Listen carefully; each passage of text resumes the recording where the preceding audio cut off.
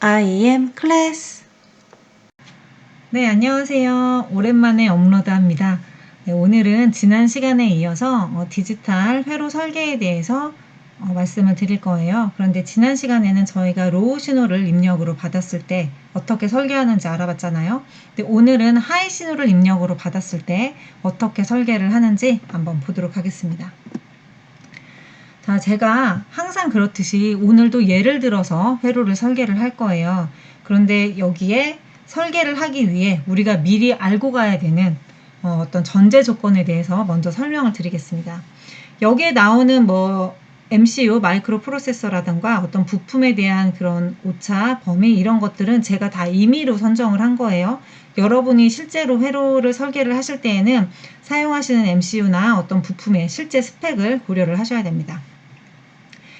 제가 사용하는 예로 드는 그런 MCU의 정보는 먼저 전원 전압은 5V예요. 5V고 이 MCU는 로우, 하이, 스레숄드 전압의 범위가 이렇게 됩니다. 자, 로우인 경우에는 0V에서 0.3 VCC, 즉 0에서 1.5V가 되고요. 하이인 경우에는 0.7 VCC에서 VCC까지, 즉 3.5V에서 5V 사이의 전압을 하이로 인식을 합니다. 그렇다면 그 사이에 있는 1.5나 3.5V 그 사이 값은 동케어 구간이에요. 이 사이에 있는 값은 하이로 인식하든 로우로 인식하든 내가 관여하지 않겠다라는 거죠. 그렇다면 이 MCU 같은 경우는 정확한 디지털 회로를 설계를 하기 위해서는 그 입력값이 정확히 이 로우 범위에 속하던가 아니면은 하이 범위에 속하게 되게끔 설계를 해줘야 되겠죠. 즉 동케어 구간에 들어가면 안 된다라는 얘기가 됩니다. 자, 그리고 제가 사용하는 부품의 모든 오차 범위는 다 5%예요. 5%를 사용을 할 거고요. 제가 여기 VCC라고 했는데 살짝 헷갈리실 수 있는데 이 VCC는 MCU의 전원 전압을 말하는 게 아니고요. 내가 실제로 만들고자 하는 회로 전체, 즉 외부에서 들어오는 그 전압값을 얘기를 합니다. 이게 VCC가 되고 요 회로 안에 이제 MCU가 또 들어가겠죠. 이 MCU를 구동하는 전압이 이제 5V가 된다는 거고요. 이 전체 회로를 설계를 할 때에는 10에서 15V의 그런 전원 전압을 사용하겠다라는 얘기입니다. 그리고 디지털 입력 신호를 주는 어떤 매체로 저는 스위치를 구동하기로 했어요. 그런데 그 스위치가 구동되기 위한 전류의 최소값은 1mA이다 라고 이렇게 선정을 했습니다. 이거를 전제사항으로 깔고 그 다음에 저희가 회로를 어떻게 설계하는지 한번 보도록 할게요. 자, 제가 만들고자 하는 회로는 스위치가 온되면, 그러니까 즉 스위치가 이렇게 클로즈가 되면 1초 간격으로 빨간 LED가 깜빡깜빡 하겠다라는 겁니다. 즉 인풋이 1이 되면 하이가 되면 아웃풋은 1과 0을 1초 간격으로 출력하면서 LED를 깜빡깜빡 하겠다라는 뜻이 되죠. 자, 여기 보시면 외부에서 이 VCC, 아까 말씀드렸다시피 10에서 15V, 그리고 MCU는 5V 전압이 들어가죠. 이렇게 연결이 되어 있는 회로에 스위치가 이렇게 ON이 되면 R1과 R2를 통해서 MCU로 입력 신호가 들어가죠.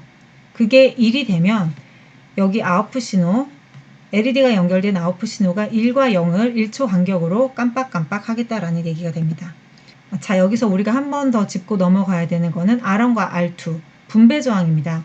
이 10에서 15V 전압이 그대로 다이렉트로 MCU에 들어가면 마이크로 프로세서가 파손되겠죠. 그렇게 되면 안 되죠. R1과 R2를 통해서 전압을 분배를 합니다. 그래서 적절한 그런 전압으로 낮춰준 다음에 안전한 전압을 마이크로 프로세서가 입력받을 수 있도록 그렇게 회로를 설계를 해주고요. 그리고 이 아웃풋은 말씀드렸다시피 스위치가 그라운드에 연결되면 LED가 1초 간격으로 깜빡깜빡 할 수 있도록 즉 온오프를 계속 지속적으로 해준다는 거죠. 자, 우리가 회로를 제대로 설계하기 위해서 고려해야 되는 사항들이 있죠. 즉 첫 번째는 케이스 1은 입력 신호가 없을 때, 입력 신호가 없다라는 얘기는 이 스위치가 그냥 오픈되어 있다는 얘기예요. 아무것도 연결이 안 된다는 얘기죠. 그러니까 스위치가 오픈되어 있는 경우에 어떻게 이 회로를 설계를 할지, 그게 케이스 1이 되는 거고, 케이스 2 같은 경우는 입력 신호가 있는 경우예요. 입력 신호가 있다라는 경우는 이렇게 누군가가 스위치를 눌렀다는 얘기죠. 그러면은 이 VCC가 스위치를 통해서 이렇게 입력이 되겠죠. 여기에 VCC가 걸립니다. 이런 경우에 어떻게 제대로 된 설계를 해야 되는지 그 두 가지 경우에 대해서 알아볼 거예요. 첫 번째 경우입니다. 케이스 1이에요. 입력 신호가 없다라는 얘기는 이쪽으로는 전류가 흐르지 않는다라는 얘기예요. 그러면 이 VCC를 통해서 MCU 쪽으로 흘러 들어가는 전류도 없고 반대로 이쪽에서 외부로 흘러나가는 전류도 없다는 얘기예요. 길이 없으면 물이 흐를 수가 없죠. 이런 경우에는 마이크로 프로세서는 이 R2를 통해서 그라운드에 그냥 연결이 되겠죠. 그러니까 즉 그냥 0V 신호를 받는다는 얘기예요. 그럼 MCU는 로우 신호를 입력을 받고 있죠. 이 경우는 사실상 저희가 분배 저항을 계산할 필요가 없어요. 이런 경우 너무 좋죠. 저는 회로 설계를 하다가 이렇게 몇 가지 케이스를 고려를 해야 되는데 그 몇 가지 케이스 중에 내가 계산할 필요가 전혀 없는 그런 케이스가 나오면 솔직히 기분이 너무 좋더라고요. 완전 개이득이죠. 자, 그러면 이제 저희가 케이스 2를 한번 봅시다. 여기서는 뭔가 계산을 해야만 할 것 같아요. 자, 입력 신호가 있는 경우, 즉 스위치가 눌러진 경우, 온돼 있는 경우입니다. 이때는 이 스위치가 온이 되면은 VCC 전압이 그대로 들어가겠죠? 그럼 이 A에 VCC가 걸려요. 그리고 나면 이 R1과 R2를 통해서 전압 분배를 해줘요. 그리고 적절한 전압, 이 적절한 전압이라 하면은 3.5V에서 5V 사이가 되겠죠. 마이크로 프로세서의 하이 스레숄드 전압이 되는 겁니다. 즉 적절한 전압 3.5에서 5V가 이쪽에 걸릴 수 있도록 VA에 걸릴 수 있도록 회로를 설계를 해줘야 됩니다. 자, 이제 디테일한 설계에 들어가기 위해서 저희가 소자값이랑 용량 결정을 위해서 어떻게 설계를 해야 되는지 한번 더 조건을 좀 명확하게 짚고 갈게요. 일단은 먼저 저항의 오차 범위는 맥스 5%라는 거 이거 항상 기억하시고요. 첫 번째로 고려를 해야 되는 게 전류 조건이에요. 전류 조건은 이 스위치의 전류 조건이 되겠죠. 앞서 말씀드렸는데 이 스위치가 동작하기 위해서는 최소한 1mA 이상을 흘려줘야 된다라는 전류 조건이 있고요. 두 번째로는 전압 조건입니다. 전압 조건은 이 VA가 3.5에서 5V 사이에 즉 하이 스레숄드 전압이 걸려줘야 된다는 얘기예요. 그 얘기는 이 VCC 값이 미니멈이 10V인 경우에도 이 VA는 3.5V보다는 높은 전압을 가져야 된다는 얘기가 되고요. 그리고 VCC가 맥스인 15V인 경우에도 이 VA는 5V보다는 작은 전압이 나와야 된다는 얘기예요. 여기 전압 조건을 적어놨습니다. 즉 우리는 첫 번째 전류 조건과 전압 조건을 다 만족시키는 그런 회로를 만들어야 돼요. 먼저 전류 조건을 한번 만족을 시켜보겠습니다. 전류 조건은 스위치 동작 전류가 1mA 이상이 흘러야 된다고 했죠. 자, 그런 경우에요. 우리는 최소 전류 조건을 고려를 해야 됩니다. 여기 보면은 이 VCC에서 스위치가 온이 되면 전류가 이렇게 흘러 들어가요. R1과 R2를 통해서 그라운드로 가고요. 그리고 물론 당연히 MCU로도 가겠죠. MCU로도 가는데 밑에 수식을 보면은 제가 마이크로 프로세서로 흘러 들어가는 전류에 대해서는 딱히 언급을 안 해놨어요. 원래는 이 마이크로 프로세서로 들어가는 전류도 고려를 해야 되는 게 맞죠. 그런데 대부분의 경우 이 MCU의 한 포트가 받아들일 수 있는 전류 양은 굉장히 작아요. 작은 양이 들어가고 그래서 실제 회로를 설계를 할 때에는 이쪽에 이렇게 저항을 하나 더 둡니다. 그래서 전류 제한 저항이 되고요. 그 얘기는 전류량을 그만큼 줄여준다는 얘기가 되죠.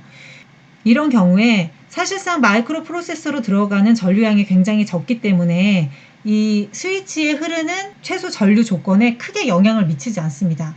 그러니까 전체의 전류량을 1로 봤을 때 R1과 R2를 통해서 흐르는 게 99라면 이 MCU로 흘러 들어가는 거는 한 1 정도? 이런 비율이기 때문에 딱히 계산해주지 않아도 이 스위치의 전류 조건을 만족시키는 데에는 크게 영향을 미치지 않아요. 그래서 제가 여기에다가는 이 MCU로 흘러 들어가는 전류에 대해서는 딱히 계산을 하지 않았습니다. 자, 그렇다면 이제 R1과 R2를 통해서 저희는 최소 전류 조건을 만족을 시켜줘야 돼요. 제가 여기에 약간 실수를 했네요. 여기는 R1 더하기 R2가 되겠죠. R2분의 VCC가 되겠죠. V는 IR이잖아요. V는 IR이기 때문에 이거를 바꿔 말하면 I는 R분의 V가 되죠. 근데 R은 R1과 R2 두 개를 더한 값이죠. 이렇게 보면은 직렬로 연결돼 있잖아요. 그러니까 R1과 R2를 더한 그 저항값 분의 VCC가 1mA보다는 커야 된다라는 얘기예요. 그렇죠. 1mA보다는 커야 되는데 저희는 최소 전류예요. 최소 전류라는 것은 분모가 커야 되겠죠. 분자가 고정이 되어 있으면 분모가 큰 경우에 최소 전류가 흐르겠죠. 그 경우에는 그 부품 오차가 5% 맥스가 되었을 때를 고려를 해야 되겠죠. 그러니까 이 R1과 R2를 더한 그 저항값에 곱하기 1.05를 해준 것 분의 최소 전압 10V를 해줬을 때에도 그 경우에도 1mA가 넘어야 된다는 얘기예요. 여기가 만약에 VCC가 10에서 15V인데 10V일 때 1mA가 넘었으면 그 이상 15V일 때에는 당연히 1mA보다 더 크겠죠. 그러니까 그거는 저희가 계산을 할 필요가 지금은 없는 겁니다. 자, 이것을 역으로 다시 계산을 해보면 R1과 R2를 더한 값은 9.52kΩ보다는 작아야 된다라는 거예요.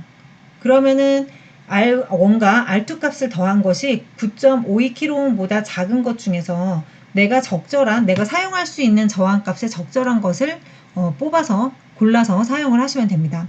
저는 임의로 R1과 R2를 더한 값이 한 8kΩ 정도가 된다라고 이렇게 임의로 그냥 설정을 했어요. 9.52kΩ보다는 작게 이렇게 잡아주시면 됩니다. 그렇게 일단 설정을 해놓고 난 다음에 그 다음에 전압 조건을 한번 맞춰 놓을게요. 자, 전압 조건은 앞서 말씀드렸다시피 VCC가 미니멈인 경우에도 3.5V보다는 높아야 되고 VCC가 맥스인 경우에도 5V보다는 작아야 된다라고 했어요. 그렇죠? 그러면은 전압 여기에 걸리는 걸 저희가 VA라고 봤을 때 이 전압 값은 10V일 때도 3.5V보다는 커야 되고 15V, 이 VCC가 15V일 때도 5V보다는 작아야 되잖아요. 이거는 저항 분배를 어떻게 하는지 제가 앞서서 설명해 놓은 강의가 있는데 그거를 한번 보시면 쉽게 이해가 되실 거예요. VA는 R1 더하기 R2분의 R2 곱하기 VCC가 돼요. 여기서는 이제 미니멈인 경우 10V가 되죠.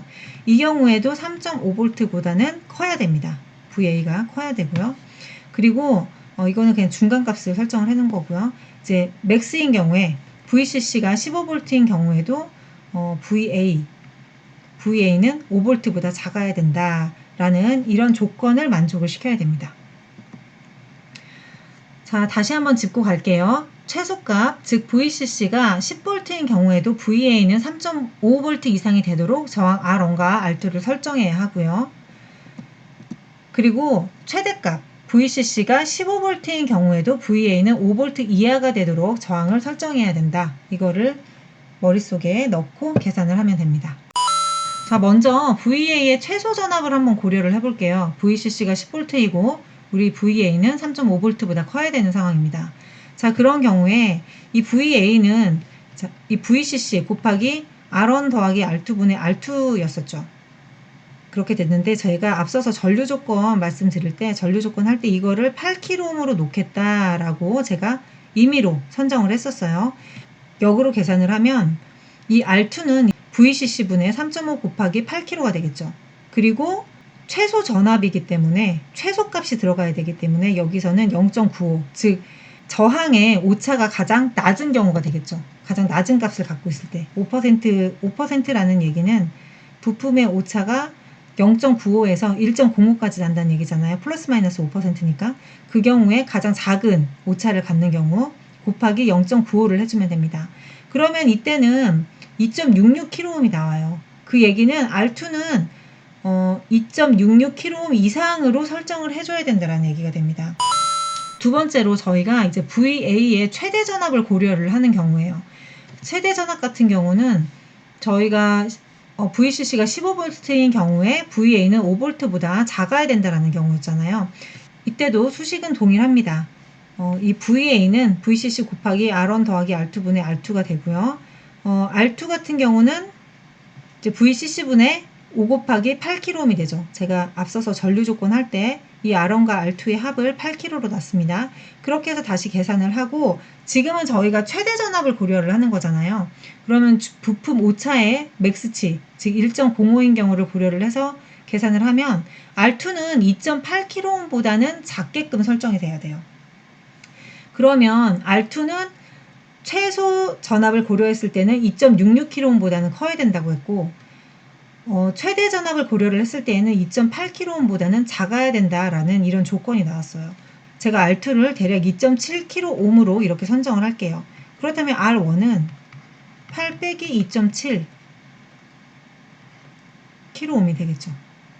왜냐하면 제가 R1과 R2의 합을 8kΩ이라고 아까 전류치를 계산을 할 때 그렇게 선정을 해 놨었잖아요. 그렇다면은 지금 R1 같은 경우는 뭐 대략 한 5.3V, 3kΩ 이런 저항값을 사용을 하면 됩니다.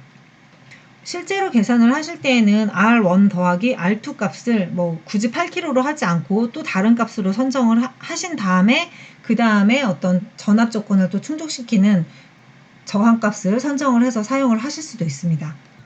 일단 오늘 디지털 회로 하이 입력 신호를 받는 경우에 회로를 어떻게 설정을 하는지 한번 알아봤는데요. 첫 번째 케이스 1, 2 스위치가 오프인 경우, 스위치가 온인 경우 그 경우를 한번 봤고요. 스위치가 오프인 경우에는 운이 좋게도 굳이 계산을 할 필요가 없었고요. 스위치가 온인 경우에만 저희가 회로를 계산해서 설계를 하면 됐었는데요.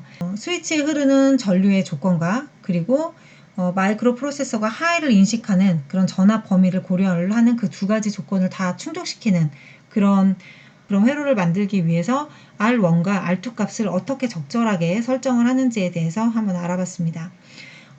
앞으로도 이 디지털 입력 회로를 가지고 조금씩 더 응용을 해 나갈 거예요. 그래서 중간중간에 제가 필요한 어떤 개념들도 좀 설명을 할 거고요. 이 디지털 입력 회로에 굳이 스위치가 아니라 다른 뭐 트랜지스터라든가 또 다른 어떤 회로가 연결이 되었을 경우에 어떻게 설계를 하는지도 한번 보고, 그리고 노이즈 같은 경우에 어떻게 보호 회로를 설정을 해줄 건지 뭐 그런 것들도 한번 계산해 보는 그런 시간을 향후에 또 갖도록 하겠습니다. 오늘도 여러분한테 조금이라도 도움이 되는 시간이었으면 좋겠습니다. 감사합니다.